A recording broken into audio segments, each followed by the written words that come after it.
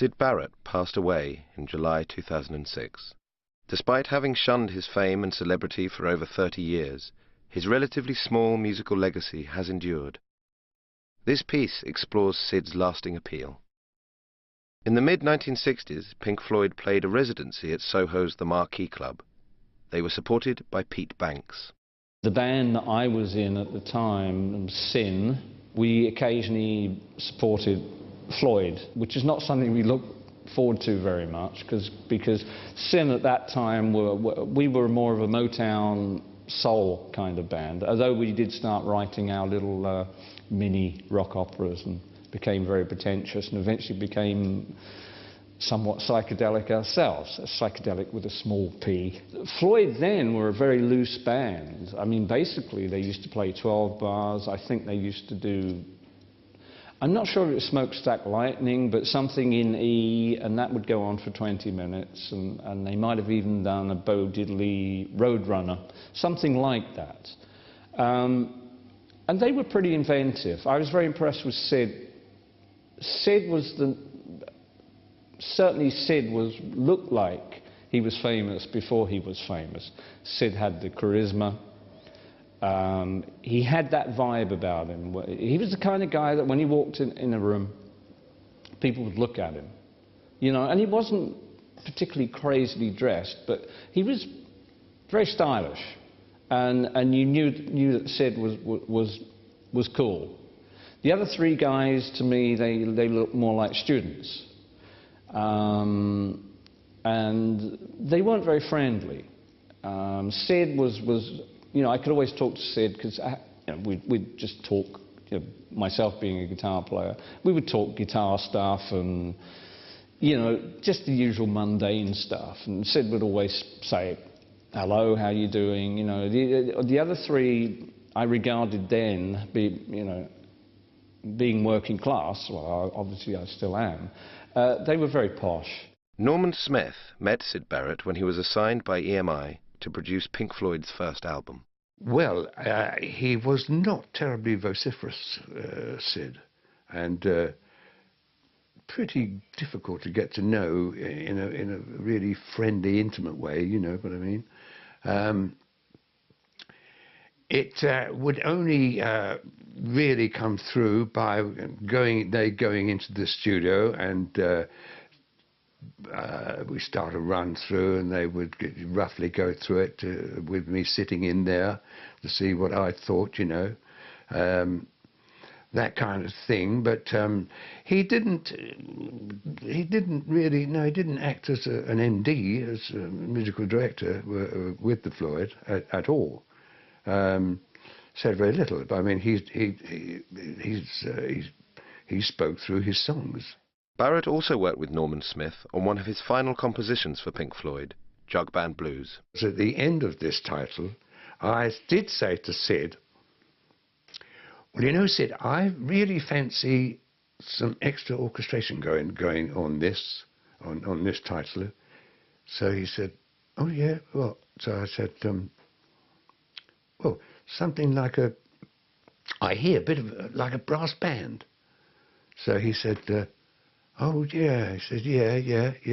He said, a Salvation Army band. So I said, Salvation Army band? Why a Salvation Army band? He said, well, I don't know really. He said, he said, I think I can hear that, a Salvation Army band on it. So I said, okay, fine. I'll see if I can get a Salvation Army band. Which was pretty difficult to get the Salvation Army band, but eventually I did. And by the time I got it, I couldn't get into Abbey Road Studios, so I booked Delane Studios. And we went in for this overdub of the Salvation Army Boys band. Must have been at least 12 of them, I think. Might have been 14. Sat them down in the studio at Delane Studios, and Delaney, and no Syd. He hadn't turned up. And it was a 7 till 10, I remember, 7 till 10 session. And 7:30 came, no Syd.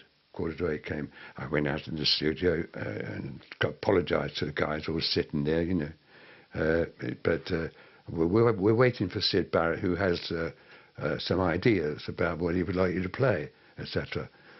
So, anyway, 8:15, nearly an hour later, Syd arrives.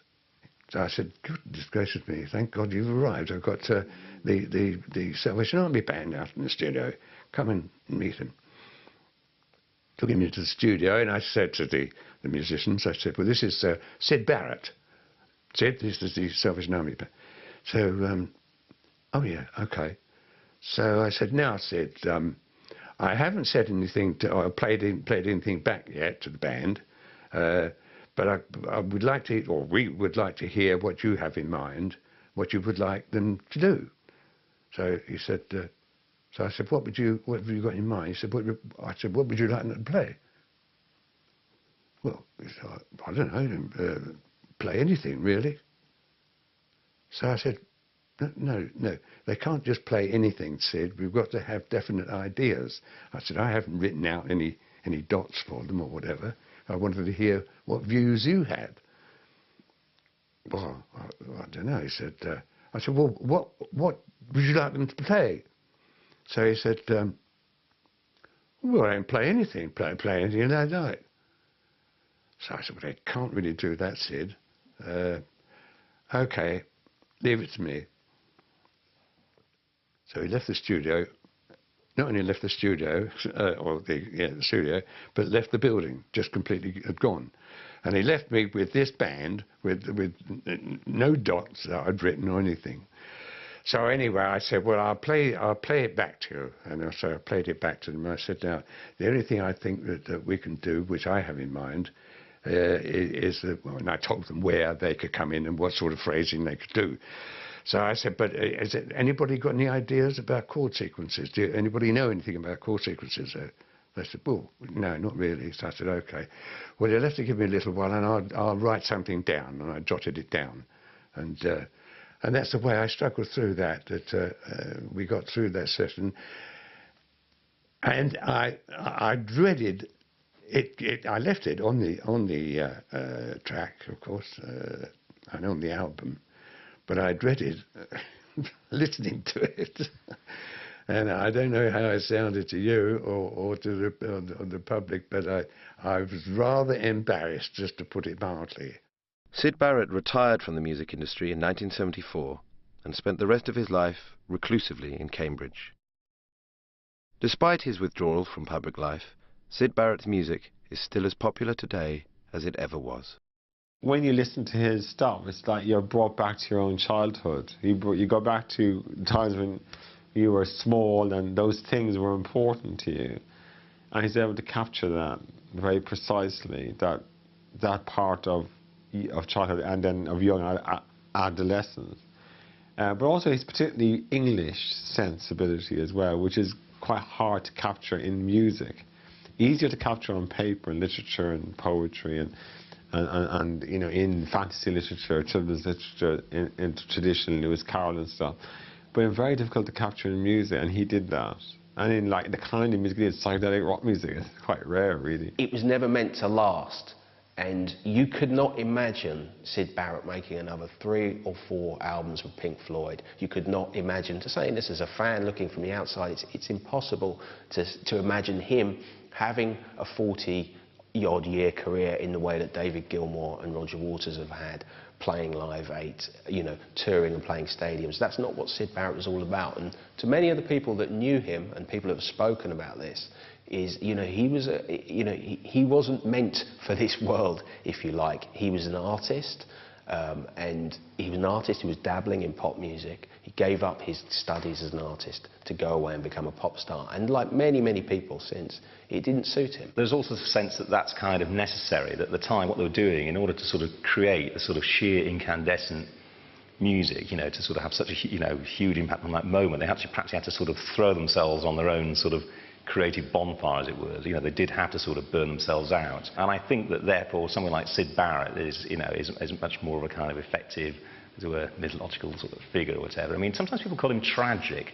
I'm not necessarily certain that he was. I mean, for a start, I think he did what he wanted to do. He wanted, you know, he was kind of broken in lots of ways, but he did what he wanted to do. He kind of, you know, he receded entirely from the scene. He reinvented himself as an artist. And so it's not, you know, so there's not necessarily a tragic thing. And then also it's a kind of instructive thing. I actually wish that more people did what Syd Barrett has done, which is to sort of retire completely and voluntarily from making rock music. Hardly anybody does.